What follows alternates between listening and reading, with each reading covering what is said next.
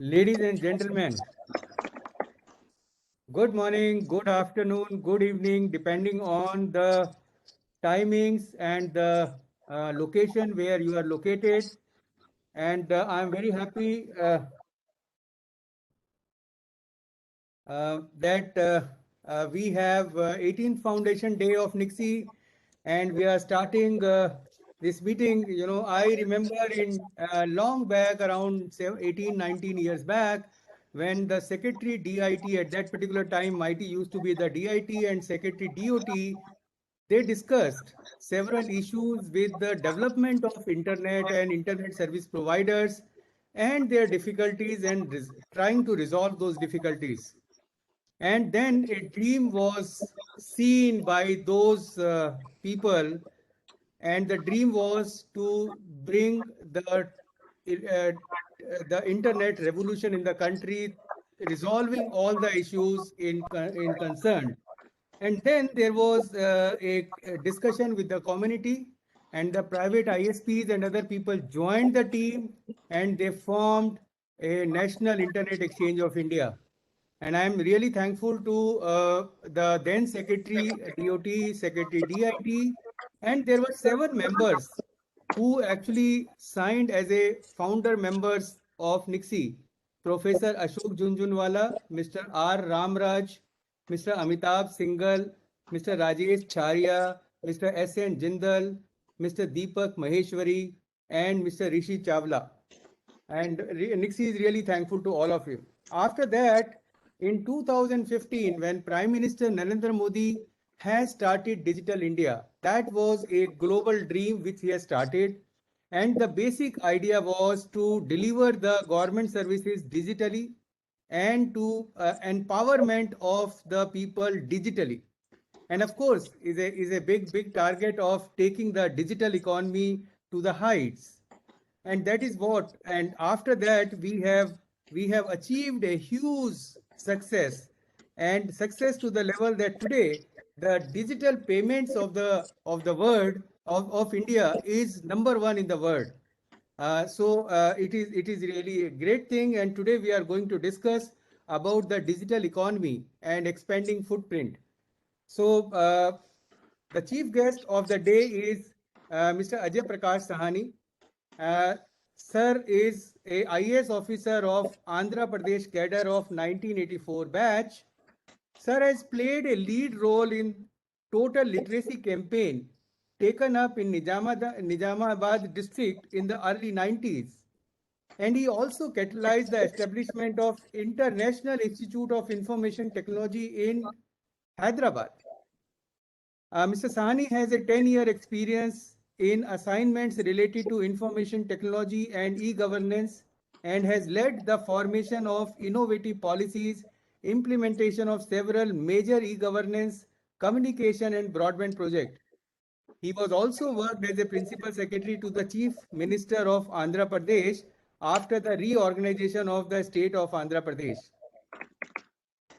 Sir has worked as a joint secretary in training department of personnel and training as the president and CEO of the National E-Governance Division of the ministry. Today, you must have seen that a lot of things are happening in the country regarding the IT and digital. And the person who is behind taking the digital economy and digital revolution in the country is none other than Mr. Ajay Prakash Sahni. So I think he is the apt person to be the chief guest and keynote speaker on this special occasion. We are really thankful to Sir that he has consented to be the chief guest and also the keynote speaker. And with this, the whole Nixie, and not only the Nixie, the whole country is indebted to you, sir. Now, I request Sir Ajay Prakash Sahni, sir, to deliver the keynote address as a chief guest on the occasion. Sir.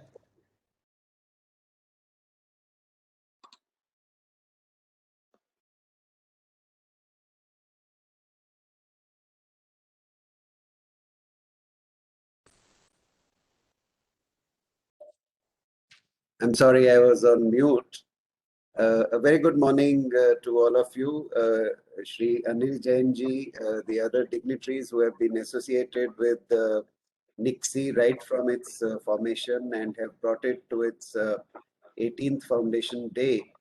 The guests, our associates, and many of the business entities that are associated with us, the people representing the customers who benefit from the various services, those that represent other departments and organizations of the central government and state governments, friends.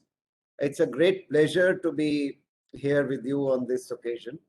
And as we emerge from a uh, very major pandemic and the second wave of the pandemic, first of all, I would like to express my hope that you are all safe and sound and that you remain so. Uh, be safe, be careful.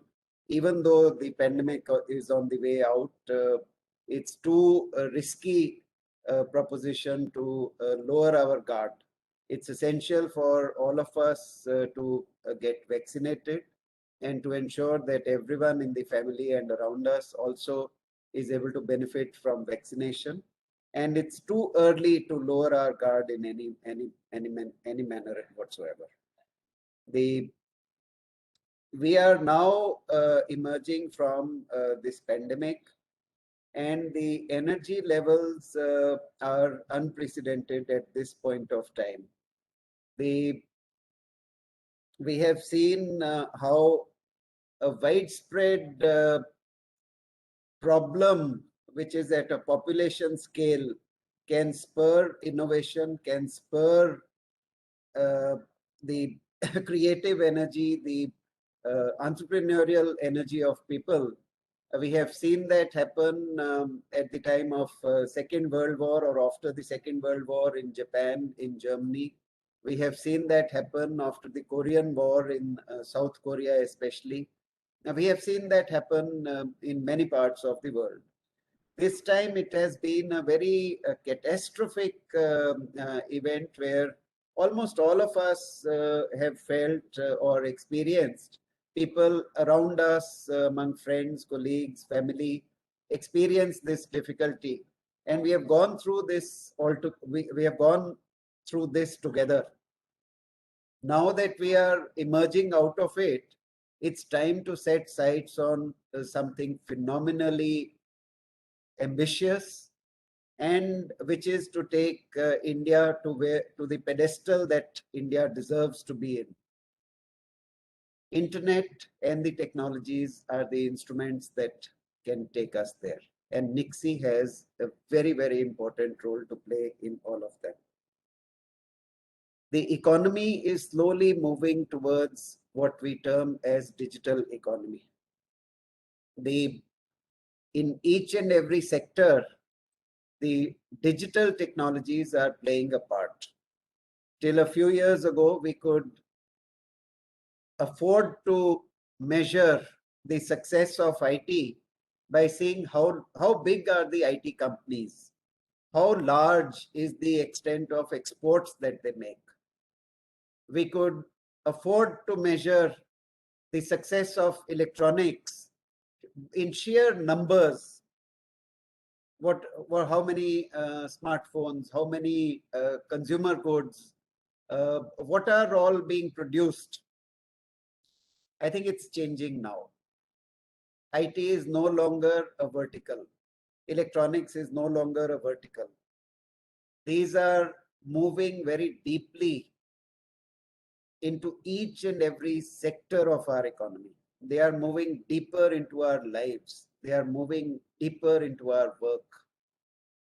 Whether it is agriculture or industry, or it is education or healthcare, or it is urban governance or rural development, in each of the sectors of the economy, digital technologies are going to play an extraordinarily important role. And this, once again, is fueled by the foundational elements in these technologies. And once again, I would like to mention that NIXI is at the heart of that foundation.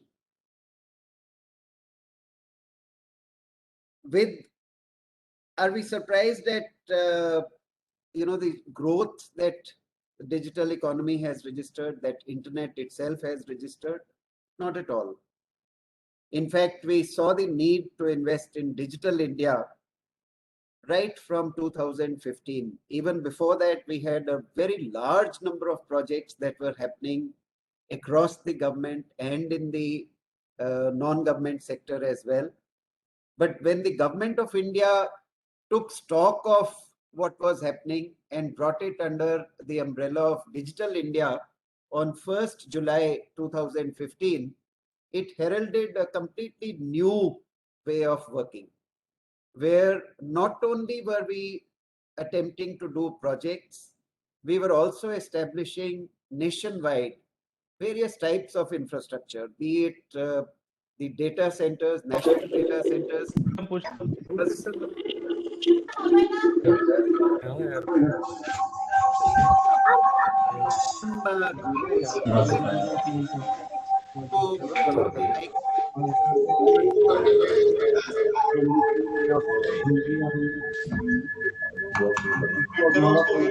Arun आपने अब ये कौन कौन आता है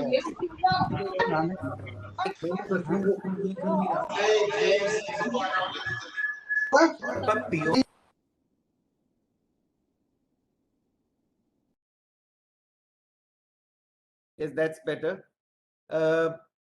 In the Digital India program, we were not just establishing infrastructure that is shared across the departments, across the economic setup.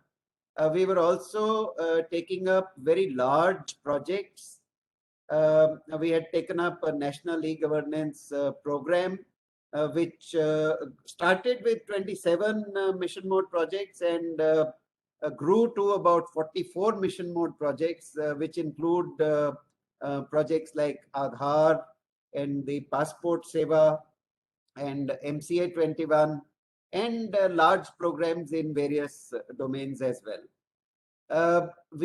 Apart from these, we saw the need to strengthen the participation in the digital economy by everyone who is there in India.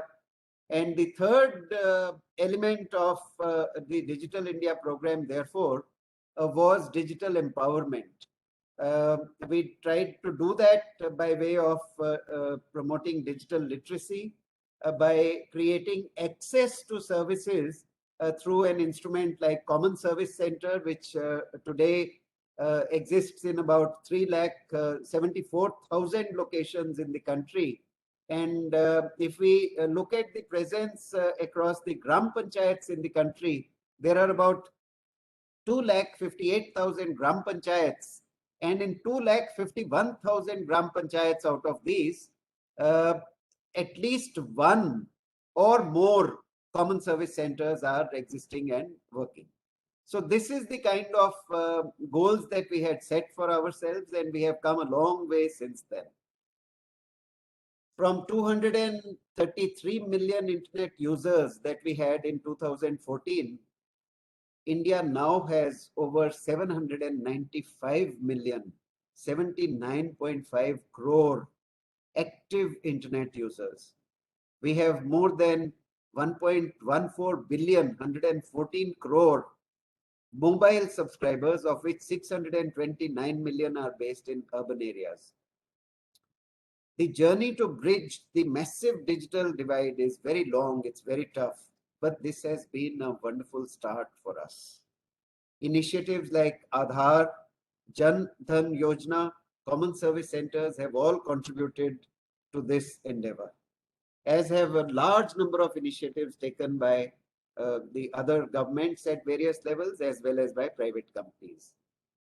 There has also been an immense journey that we have undertaken in the area of digital payments.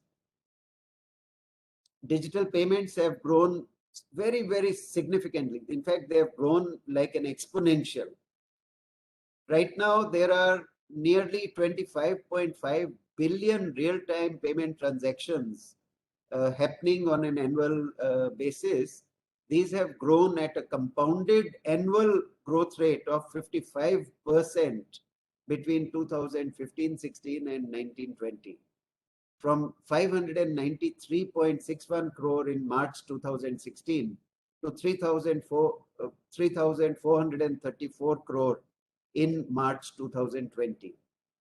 With this kind of transactions, we are currently, as India, in the top spot in the world, followed by China with 15.7 billion transactions. So this is a huge victory that we have notched up, and we still have a long way to go, and it's moving at a furious pace forward. The government has also initiated the ambitious BharatNet program. What is the mission? The mission is to connect all the 2.5 lakh Gram Panchayats with high-speed fiber network. And out of this, 1.4 lakh Gram Panchayats have already received a very high-speed fiber optic connections. Common service centers have played a role in not only taking services to the people, they are now playing a role even in helping this fiber go on to be utilized seriously, and taking services from this fiber to the homes in many parts of the country. We all know that India has huge potential when it comes to startups. India is home to the third largest tech startup ecosystem in the world. Many of these startups are very proficient in niche technologies, which are coming up now, such as data analytics, artificial intelligence, blockchain, cyber security, AR and VR, additive manufacturing. A large number of new technologies are coming in, and these technologies make a huge difference to our economy. They have the potential to transform the economy in almost each and every sector. And we are very, very fortunate to have a burgeoning startup ecosystem that is continuing to notch up tremendous success. Among the startups, in fact, now India is being considered almost like a factory of unicorns. What is a unicorn? A unicorn is a company that has $1 billion of market valuation. And we have 34 such unicorns that have taken shape in the last 2.5 years.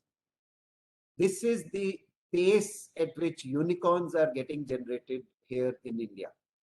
When I visit some of the prominent countries, even in Europe, and have a conversation with my counterparts, they really envy us our ability to create unicorns.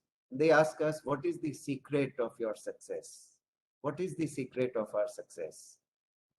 I respond that it is the billion persons market, that it is this huge user base, that it is the hunger for technology solutions, that it is the access to such technology solutions which is looked forward to by all of these people.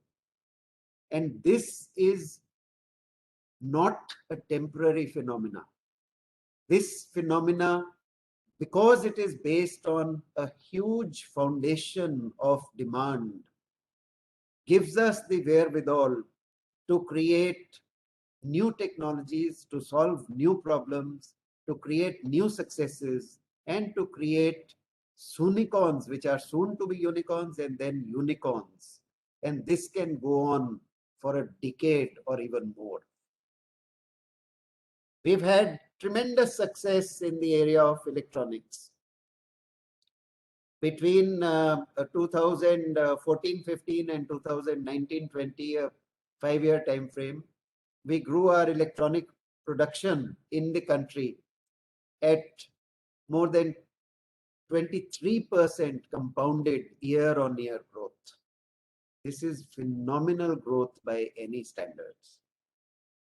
From just 6 crore mobile phones that were being assembled in India in 2014, we rose to more than 32 33 crore phones being assembled in 2019-20. This is the kind of growth that we have been able to register in this very, very important sector. This has also been accompanied by growth in many other verticals in the electronic manufacturing arena. We are trying to create a very conducive atmosphere, not just for startups in the IT area. We are especially trying very hard to create avenues of success, to create an ecosystem that can help software products take shape and succeed within India. Unfortunately, even now, we remain dependent on, to some extent, and very large size users of almost all the IT products, of the software products that the world is producing. It's time for us to produce our own products, and the government is very steadfastly with you in achieving this objective. We have created a national policy for software products, as a part of which venture funds and various policy tweaks to help us make use of our own products in a confident manner, to also bring in tremendous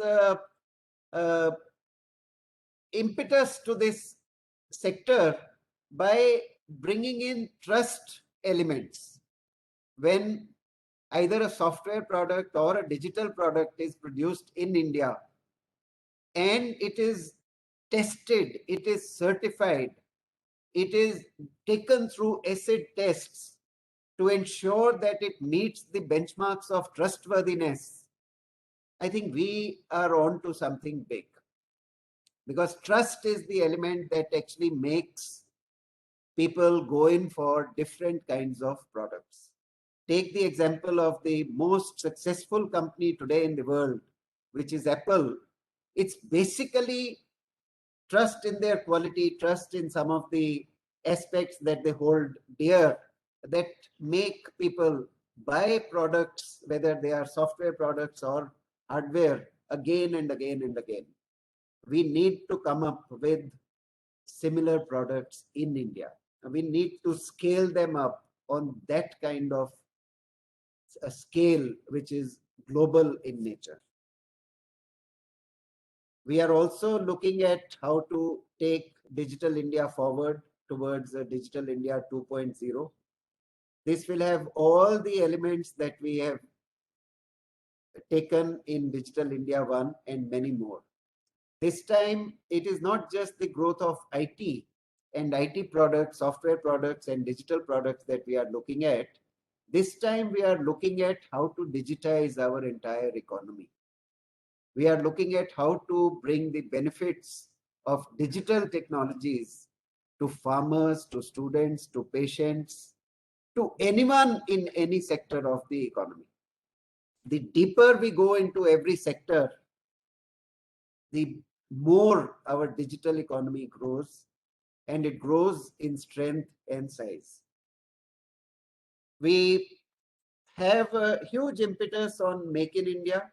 We have a massive impetus once again on jobs and skills of the future. There's one site in particular that I would like to recommend to all of you. This is Future Skills, futureskillsprime.gov.in. Future Skills Prime today offers a huge variety of courses, whether they are foundational courses or they go on to competency levels that lead to very high jobs in the IT sector. These are courses in data analytics, artificial intelligence, blockchain, cybersecurity, in AR and VR, and in almost in cloud computing, in social media and other areas. Some of these are already built quite substantially and others are in the process of being built. A large number of these courses are available free of cost to students, to employees of various companies, and to people who are seeking employment and who are in the process of ramping up their skills and competencies that are required for key jobs. I would urge you to have a look at it. This is turning out to be one of the finest endeavors of its kind across the globe, and other countries are also taking note of it. Already lakhs of users from the Indian IT companies and among students are making use of these facilities. COVID-19 has brought a lot of shifts in how we consume technology, whether we are in enterprises, in companies, in government, or we are simple consumers. 2020-21 has been an inflection point in our journey. As we look to the future, mass digitization is a reality that will come sooner than later. One of the things that I would also like to mention, which I missed mentioning earlier, is that we have started work on a very ambitious national language translation mission. See the magic of new technology. See the magic of what AI can do for us. For centuries, we have lived with the reality that a person who knows only Bengali cannot have a conversation with a person who knows only Malayalam. Imagine, this can change. Imagine an illiterate grandmother in West Bengal and an illiterate grandmother in Kerala. Imagine what can happen if we create technologies that help the two of them have a real-time conversation. One speaking in Bengali, getting the replies from the other side in Bengali, which she can understand, and the other side having that conversation entirely in Malayalam. Imagine what possibilities this opens up. India is not just a country. It has continental proportions. The only other part of the world that can rival us in scope and size, and not in size actually, in terms of population, but definitely in scope, in diversity, is Europe, all of Europe. The number of languages that we have to deal with is much larger than those that Europe has to deal with. And imagine that we are able to unify, we have unified India, or we have brought common artifacts across India by way of a common tax system. We have been able to remove the interstate checkposts that used to proliferate all over the country. Imagine that we are also able to take away the language barrier. It might take us 5 to 7 years, but the technologies that are coming in give us the opportunity to aim at this kind of an ambitious level. We have to grow the content on the internet in each of our languages. If we look at Wikipedia and we look at how many articles are available on Wikipedia in various languages, our situation is not that happy. Only Hindi and 1 or 2 other languages have a significant number of articles on Wikipedia. I'm using Wikipedia only as a proxy to indicate how much content in our languages, in Indian languages, is available on the internet. It's time to change that. With the numbers that we have, with the number of students we have, with the number of teachers we have, with the number of employees we have in the IT sector, with the number of people who are familiar with and comfortable with and adept at digital technologies, there is no reason why Indian language content on the internet should be so low. It's time for us to take up cudgels in this particular arena, join forces with the government and attack this problem to ensure that content in Indian languages emerges as one of the exponentially growing entities or aspects of the internet system itself. With the growth come certain other problems. We have to be mindful of equity, of making sure that each of our citizens enjoys the benefits of the digital economy. The very first part of it is digital infrastructure in the rural area. In this, it will not suffice to take fiber only to the Gram Panchayats. We have to find ways by which we take very high-speed broadband all the way to individual houses, and that each and every house, each and every household, each and every family has access to highly affordable broadband internet connections that can help them participate in this huge wave of activity that is coming here. It's very important also to engage with the world in this area. NIXI once again has a very important role to play. In all the international forums where the fate of internet, the governance of internet gets decided, various aspects of it, I think it's very important for India to register a much stronger presence. And I would like to mention to you that Shri Anil Jain is leading NIXI into that situation where more and more representatives from India find themselves in high positions in various international fora dealing with our engagement with the world of internet. MITI is strongly supportive of these efforts, and we will continue to help NIXI and other organizations that are active in this area to register much stronger presence in the international scenario and help them carry India's requirements, India's unique concerns and requirements, to make them visible across the across the globe. Finally, I would like to mention one more thing, which once again is an offer by NIXI on the occasion of its 18th Foundation Day.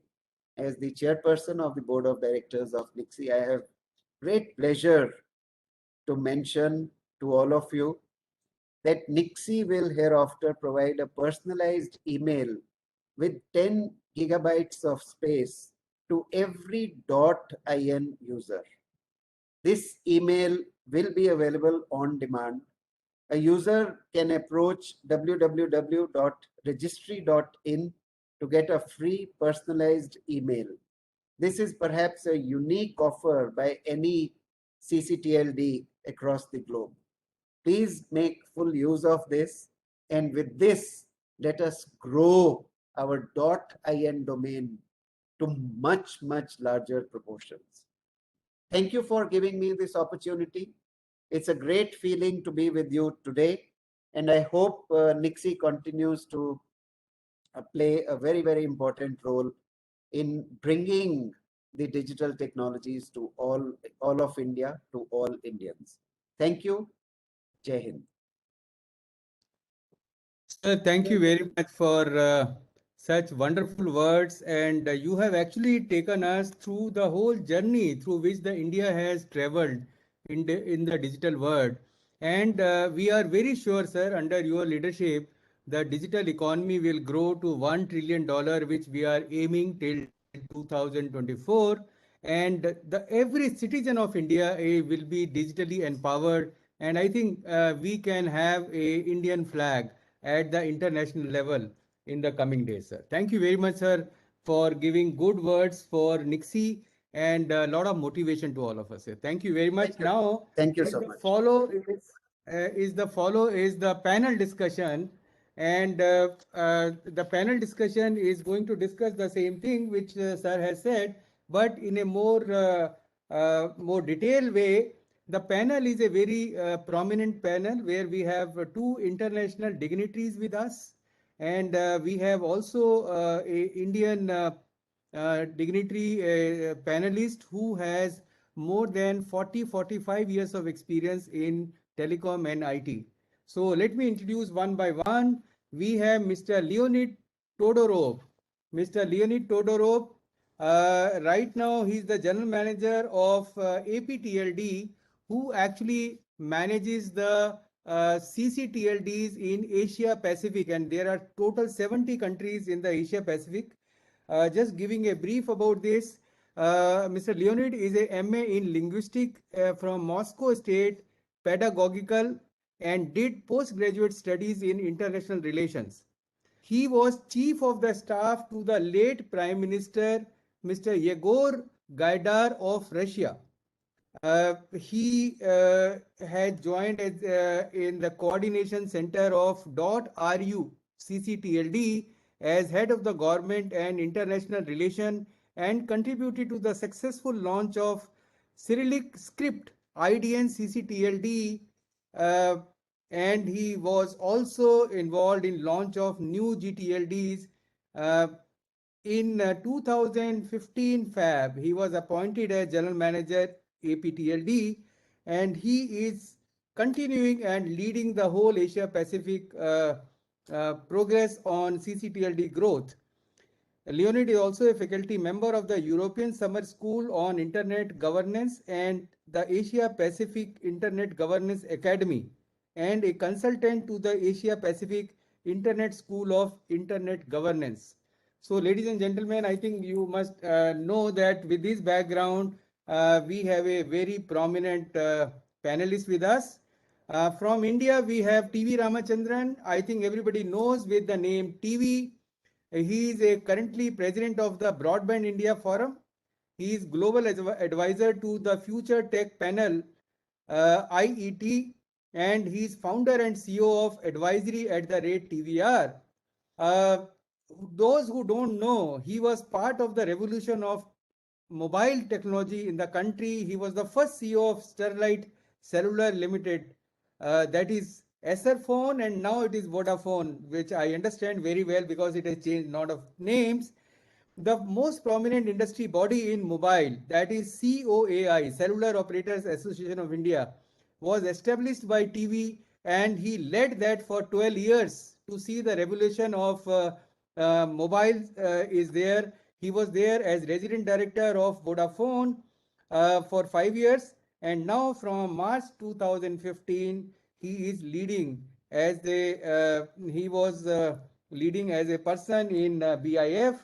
As far as the award is concerned, in March 2015, TB was awarded a Voice and Data Lifetime Contribution Award for the mobile telephony in India, and he was nominated in October 2017 to serve as an expert member of high-level government forum for India 5G 2020. So we can see that how important and how prominent we have another panelist. The third panelist is Mr. Gaurav Raj Upadhyay. With the name, he appears to be Indian, but he is not Indian. He is a Nepali resident, but right now he is in US. Gaurav has been active in internet community for more than a decade and is currently employed as Amazon Web Services as principal of G&D infrastructure.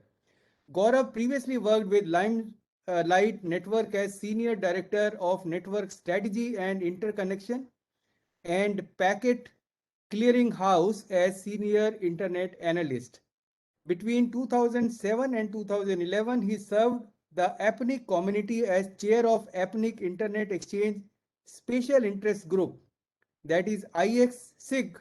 In 2010, he was elected as the chair of APNIC Policy SIG, and subsequently he was elected to the APNIC Executive Council in 2011. Now Gaurav is the chair of the Executive Council of APNIC for the last 2 terms, and he is serving the Asia Pacific NIC, and during his career, he has spoken and presented at INET, Apricot, SNOG, APNIC. I think this is a long list which is difficult for us to speak. With the permission of the chair, we are starting the panel discussion. First of all, ladies and gentlemen, I welcome all my panelists and thank you very much for accepting our invitation and being there today on our Foundation Day.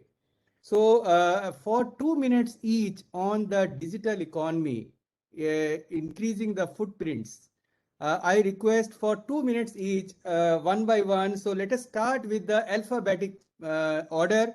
Let us start with Gaurav Raj Upadhyay first. Gaurav. Thank you, Mr. Anil. Mr. Ajay Prakash, Secretary Mighty, my friend Leonid, Mr. Ramachandran, and other Nixie colleagues. First of all, before I go to the topic, obviously, congratulations on the 18th birthday. You may not realize, but I was there on day one, long time ago, back in Sansar Bhavan, I think, talking about Nixie Foundation with the names you mentioned earlier.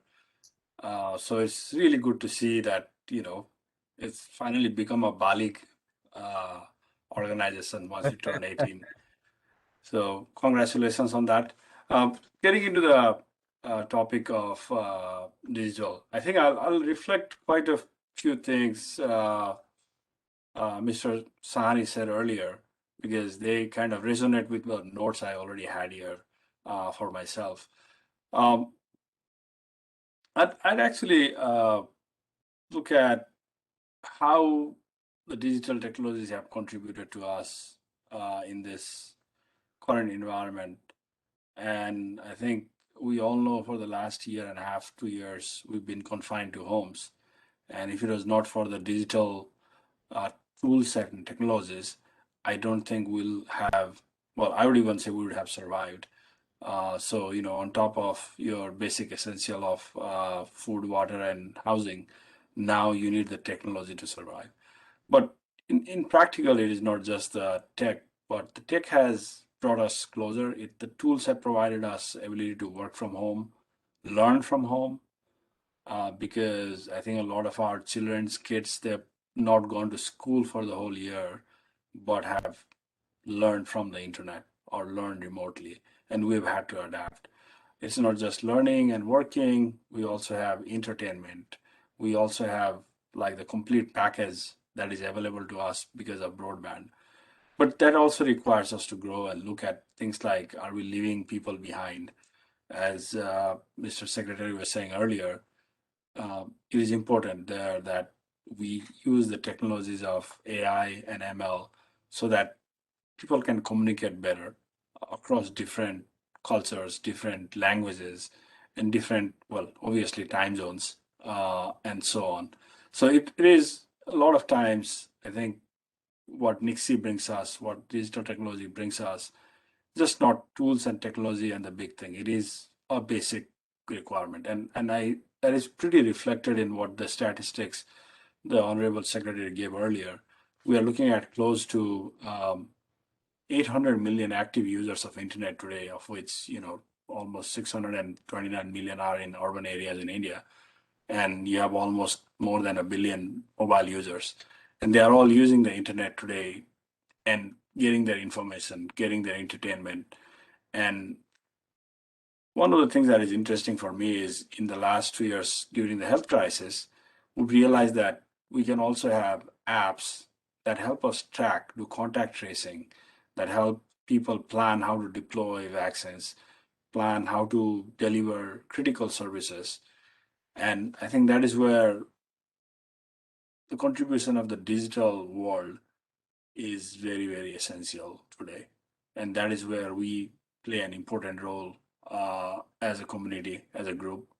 and as government organizations in moving that forward, bringing people on board.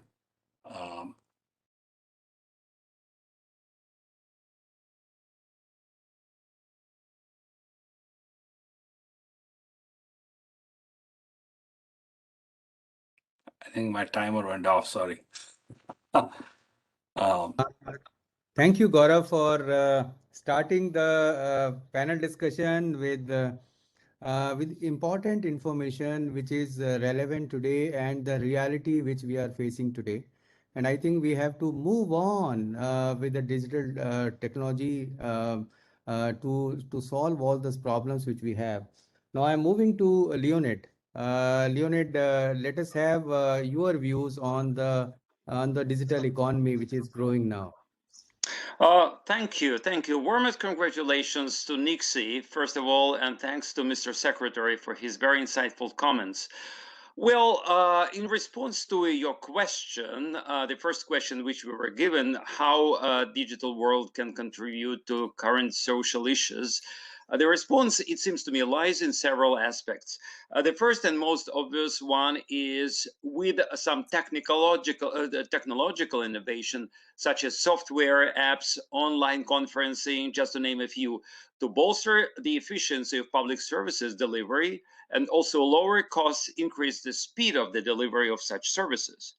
And the second aspect is formed by new institutional developments shaped by the digital world. Imagine thousands of people, as Mr. Secretary noted, projects and organizations that use digital technologies to tackle social challenges in fields like healthcare, education, employment, social innovation, which rests upon such new phenomena as civic tech, neighborhood regeneration platforms, collaborative map making, civic crowdfunding, you name them, peer-to-peer education and online time banks. So all this is brought by the digital world.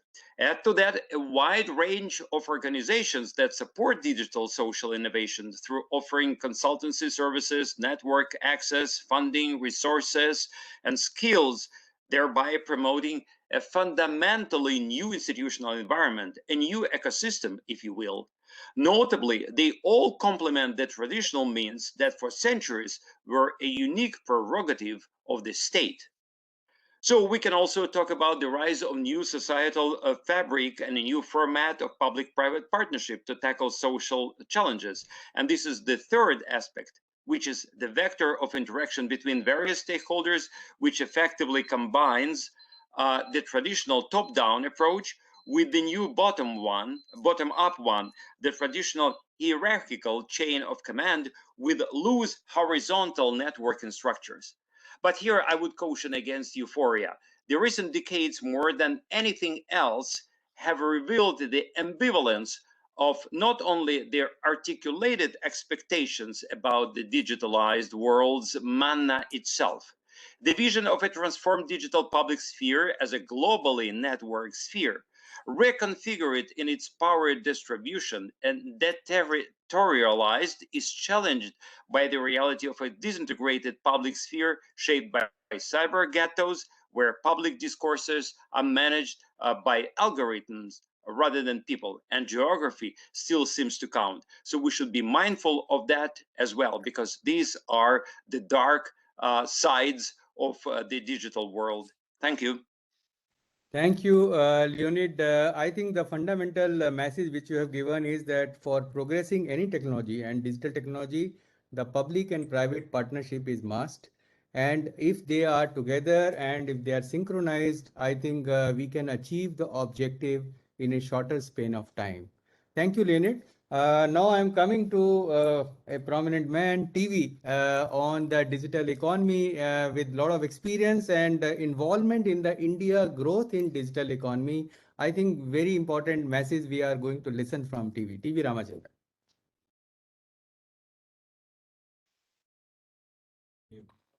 Sir, you are mute. Can you please unmute yourself? God. Sorry, can you hear me Yes, now? yes.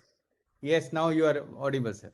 Thank you, Mr. Jain, for your overkind words of introduction, which I don't deserve. It's always a pleasure to be with you. I've known you for years. You're an esteemed colleague and friend. Respected Chief Guest, Mr. Ajay Sani, esteemed panelists, and distinguished attendees. At the outset, my heartiest congratulations to Nixie for this celebration of the 18th anniversary. And I think it's done wonders for the Indian internet economy over these years, which we're all aware of, and the future is also extremely bright. Having said that, I would like to straight away, due to paucity of time, try to address one or two questions that have been posed before us, like Leon did before me, like what the digital world can contribute to our social issues, various social issues, health, education, etc. At the outset, I would like to say without any exaggeration, and I fully mean what I say, the digital world is actually a limitless world.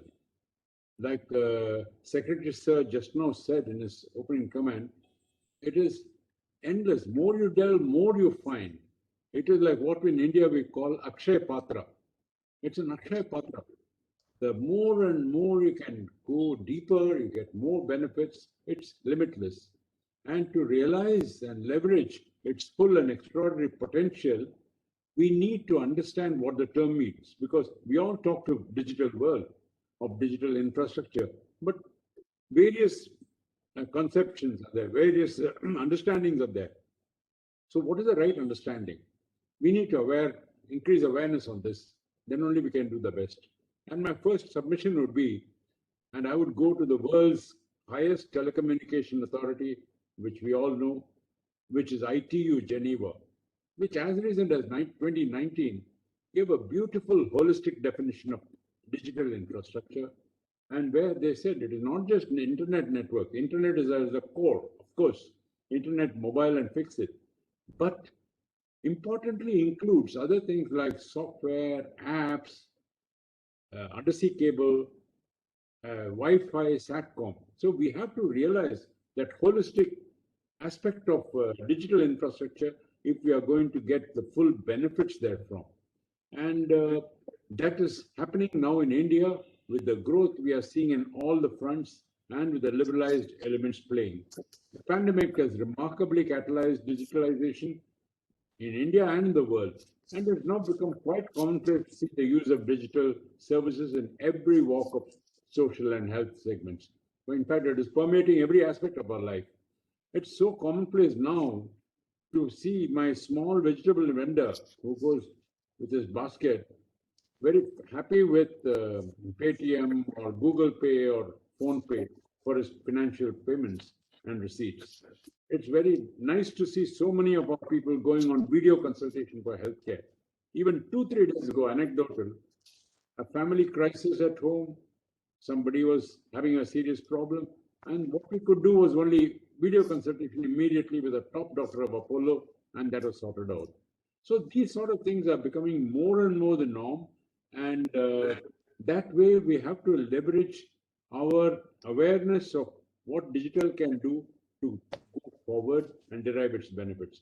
One other thing I would like to state, Mr. Jain, if you permit me, one important thing, as India is trying to claim its rightful place in the digital world, we have a lot to do. We have been so far a consumer of digital services, but now, thanks to the government initiatives on various fronts, like Atmanirbhar Bharat and PMI, PLI, all these initiatives, we are trying to get a hold on the digital manufacturing. And the Secretary Sir referred to 60 crore mobile phones, and smartphones are now the digital device to take broadband in India. So keeping that in mind, we also need to see that for the sustenance of this going forward, to sustain all these aspects together, one needs to have a continuous multi-stakeholder involvement, and India needs to take a leadership role in internet governance. And I was so happy that Secretary Sir mentioned that you are, sir, trying to improve the Indian presence in international fora. We have to be there to contribute and learn. And I think internet governance is going to play a key part in the growth of the digital economy. So I would close with that. I think I've taken more than my 2 minutes. So Thank you, Mr. Jain. I wish you all the best and many, many more happy returns of these anniversaries. Thank you. Thank you, sir. Thank you. Now, as we have discussed that digital economy is growing, digital world is growing. So definitely more number of people are joining the bandwagon of digital. More people are using it, more information is being passed and a lot of data is being used. And now all over manual records are converted into a digital record. Now, concern which Secretary Sir has also said, I think that is what we should also discuss. How to protect the data privacy in the era of a growing data consumption. We have seen that, report says that the cyber crimes, and sometime in the internet world, we use the DNS abuse, have contributed a loss of around $600 billion every year and still counting, which is almost 1% of the world GDP. It's a concern. A lot of people are using, phishing, farming, malware, ransomware, child pornography, spam. Those are the negative things which are happening. And we have seen that, in the recent summit of Joe Biden and Mr. Putin, one of the topic which they discussed was the cyber attack, from various countries. Let us see the view of, let us start with TV Ramachandran in a reverse way this time.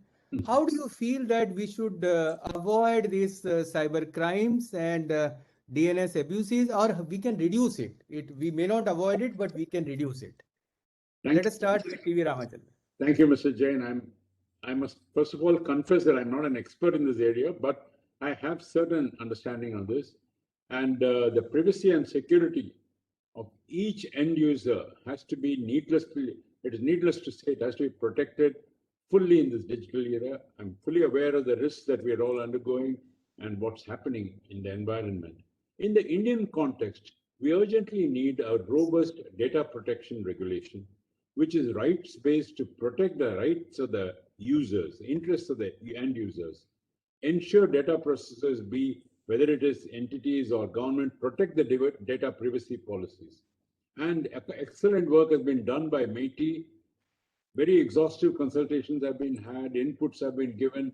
We all have engaged in that. It's a wonderful process that they have followed.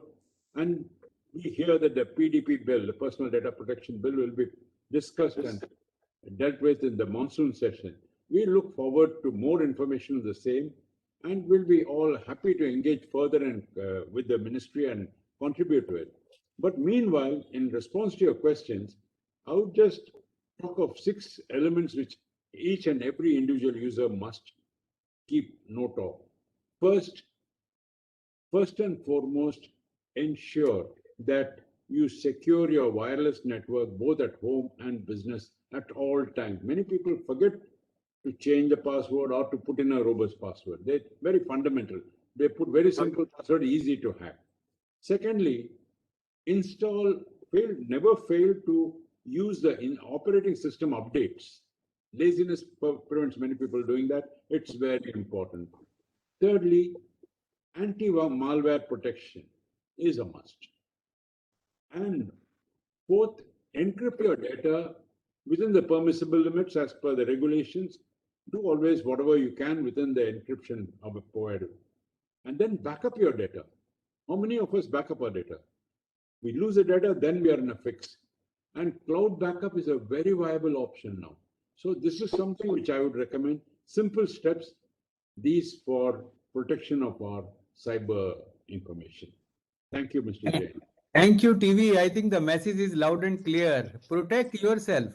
Cyber crime and cyber attacks will continue. And it's a fact it will continue because as per the report, cyber crime has started as a service. There are cyber crime centers also in few countries.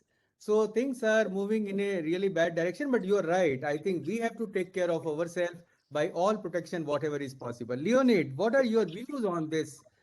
Protection of all of us, protection of data from cyber crime or DNS abuse. Leonid. Thank you, Anil. I don't know if you can see me. I have some problems with my video.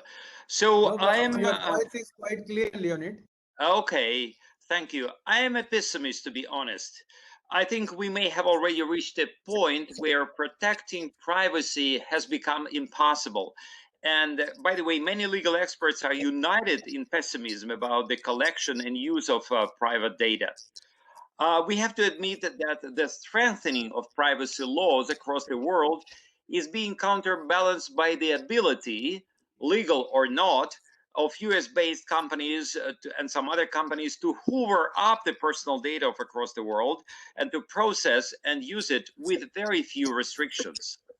My pessimism, though, goes hand in hand with fatalism, as the human factor can still turn the situation around. To me, the future is not a matter of technological determinism only. Plus, the big platforms that are the biggest data consumers are doomed to disintegrate one day, we have to admit, just because of their size, and so are their business practices. And this means that the prevailing US model of an internet where the user is just the product is not necessarily permanent. However, to stop it becoming so, it will take either a new internet bubble to burst or a concerted effort by the rest of the world to reject privacy invasive business practices and to aggressively tackle on whatever cybercrime are related to privacy misuse. Uh, and the process has already started in Europe, though with much controversies around their new privacy protection policy. So back to that bubble scenario or whatever concerted effort, I'm also a realist, and we have to admit neither is impossible nor likely to occur momentarily. So what one can do at the end of the day? Just mitigate the magnitude of the problem by setting and enforcing clear and effective rules of the game without killing the hen laying golden eggs, of course. Leading by example, debating and promoting good practices in an open and inclusive way, and as Mr. TV has just mentioned, educating end users. Thank you. Thank you, Leonid. You are right. I think one has to be very, very careful about what possible attacks are possible, and as the technology is growing, the technology and the skills of the cyber attacker is also growing. Now, along with the financial loss which people have, I think the loss of intellectual property and also sometimes is a loss of the reputation. We have seen in the previous days, if there is a loss of data from a company, then people start looking at that company from a different angle altogether.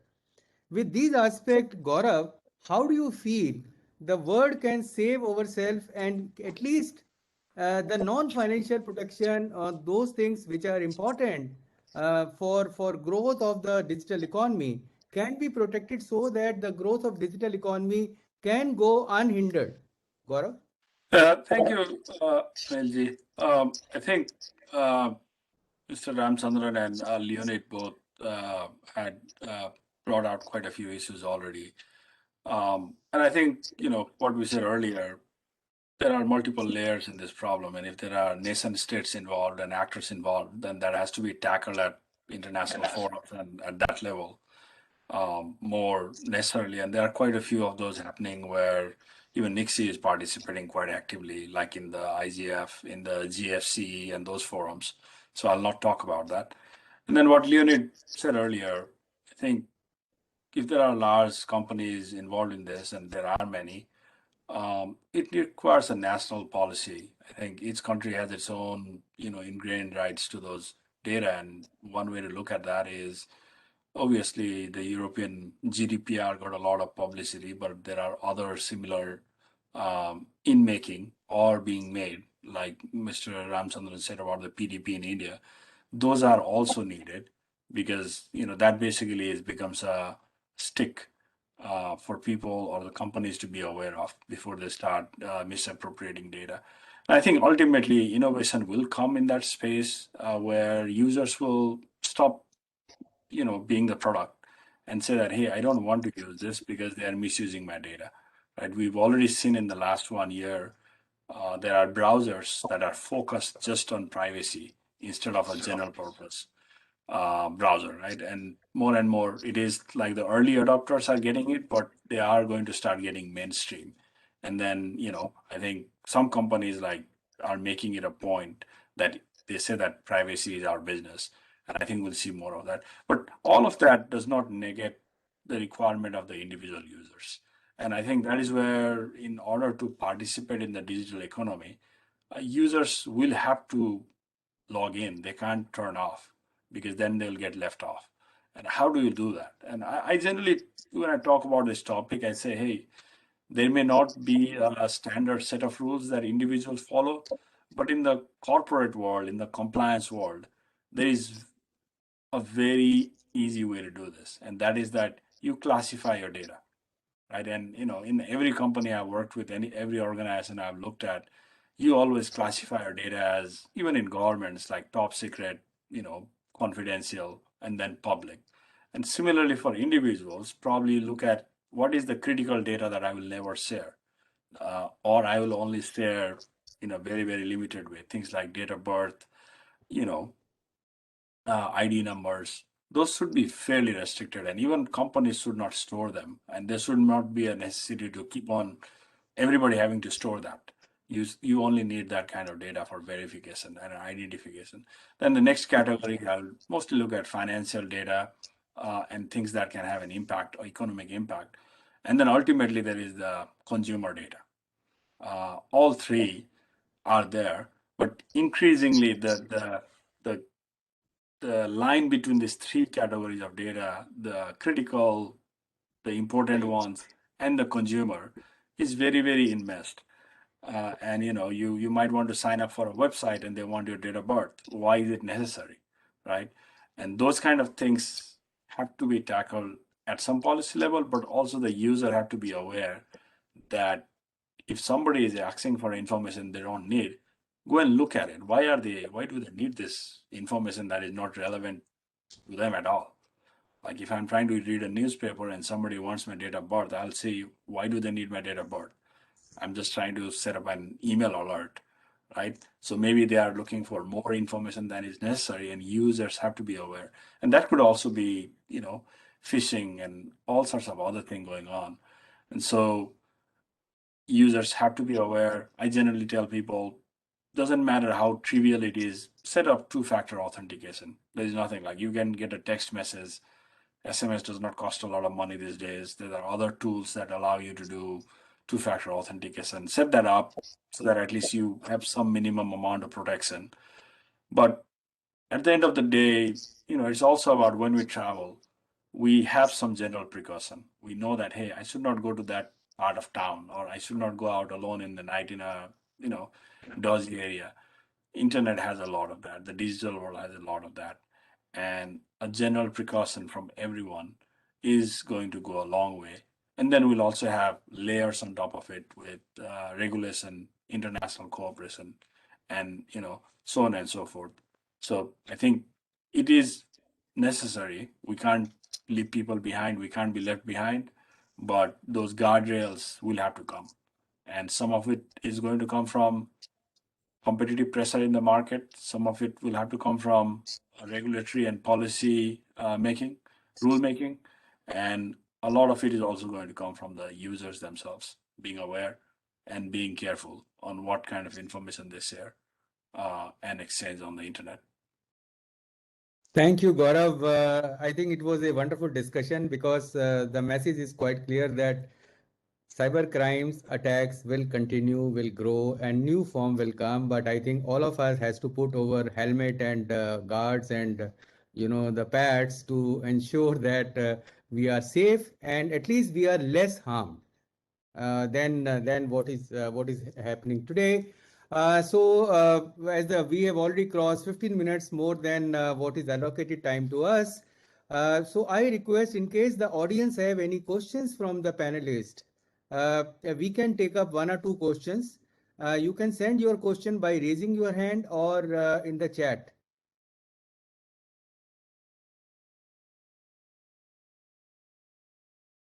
The platform is with the audience in case they have any question from the panelist.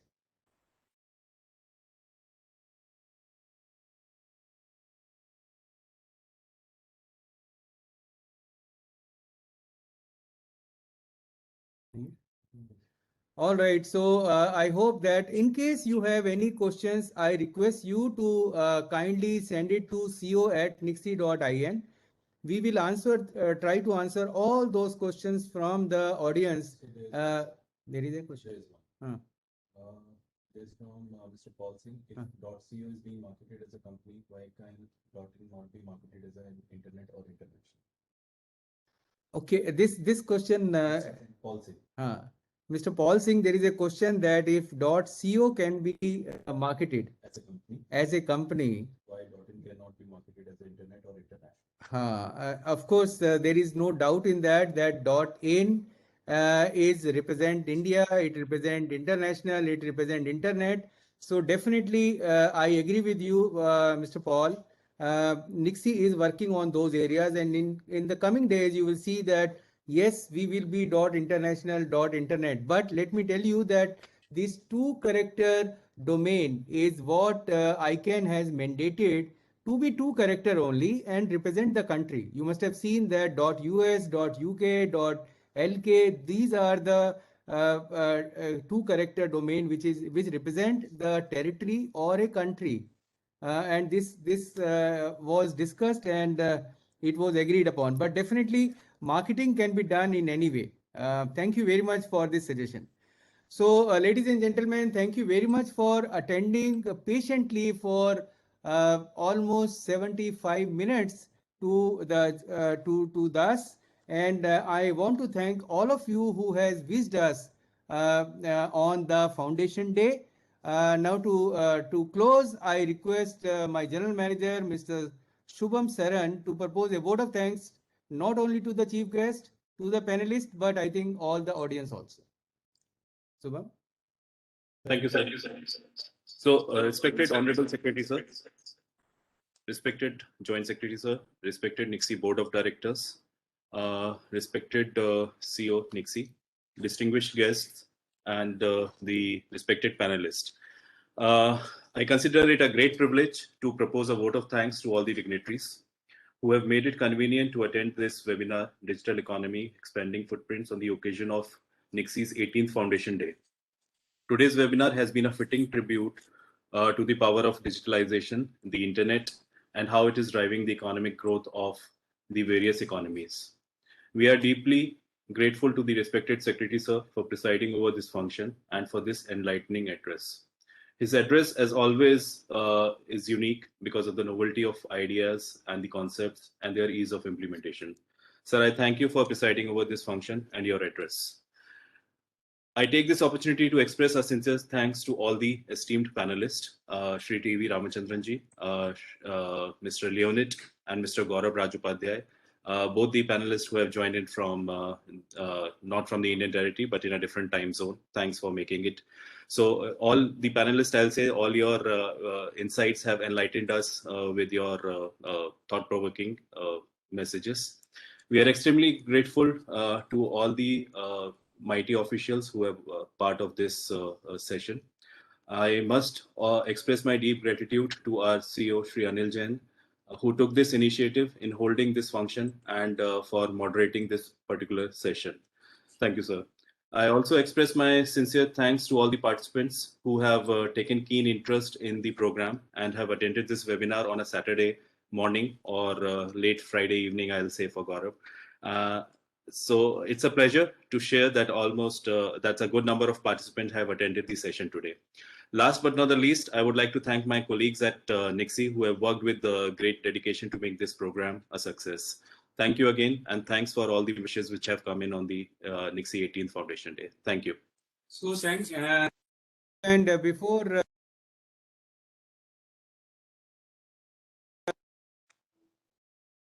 we go, I just want to inform that Nixie has also planned to felicitate our oldest employee, our customers, our partners at 12 o'clock. The link for the next session is available in the chat. I request all participants who are there with us right now, they can join us at 12 o'clock sharp and celebrate with those people who remained loyal with Nixie for so many years, and they are still loyal with us. So I am really, really thankful to all of you, all of you. Thank you very much, sir. Thank you.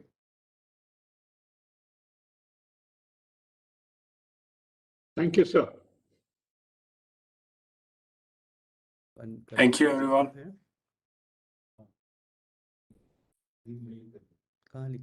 Leaving the meeting.